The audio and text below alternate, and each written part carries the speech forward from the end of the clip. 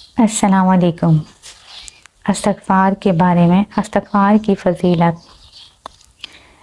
اللہ تعالیٰ نے استغفار کو گناہوں کے زہر کا تریاق بنایا ہے۔ استغفار کے معنی ہیں اللہ تعالیٰ سے مغفرت مانگنا۔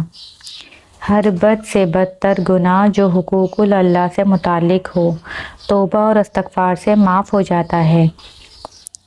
لہٰذا جب کوئی گناہ صغیرہ یا کبیرہ سرزد ہو تو فوراً توبہ اور استغفار سے اس کی تلافی کرنی چاہیے، بلکہ خلاف اولیٰ پر بھی استغفار کرنا چاہیے، اور بظاہر کوئی گناہ سرزد نہ ہوا ہو تب بھی استغفار کثرت سے کرتے رہنا چاہیے۔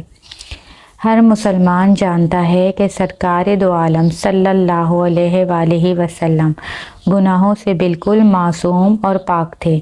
اس کے باوجود آپ صلی اللہ علیہ وآلہ وسلم فرماتے ہیں کہ میں اللہ تعالیٰ سے روزانہ 70 سے زائد مرتبہ توبہ اور استغفار کرتا ہوں۔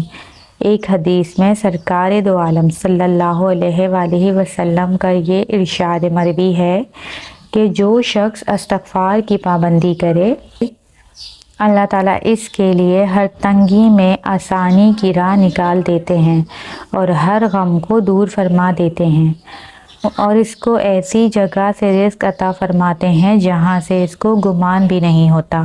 لہٰذا چلتے پھرتے اٹھتے بیٹھتے بھی استغفار کرنے کی عادت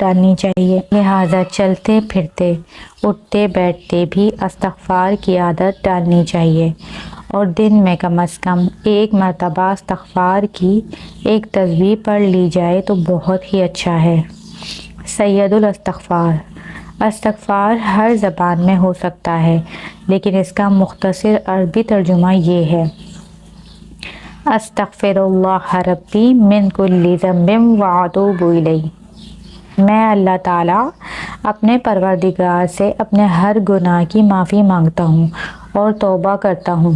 لیکن حدیث میں استغفار کی ایک مخصوص دعا کے بہت فضائل بیان ہوئے ہیں، اور اسے سید الاستغفار، استغفار کا سردار قرار دیا گیا ہے۔ وہ استغفار یہ ہے۔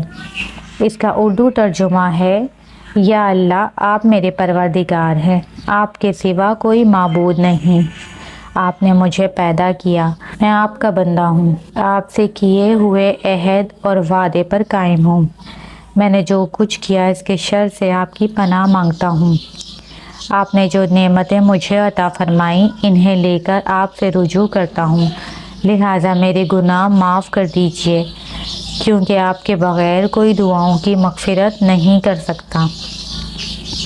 حدیث میں ہے کہ جو شخص یہ کلمات پورے یقین کے ساتھ صبح کے وقت کہے اور شام سے پہلے اس کا انتقال ہو جائے تو وہ جنتیوں میں شمار ہوگا، اور جو شخص رات کے وقت اس کلمات کو پورے یقین کے ساتھ کہے اور صبح سے پہلے مر جائے تو اہل جنت میں سے ہے۔ خاص طور سے رات کو سونے سے پہلے چند بار حضور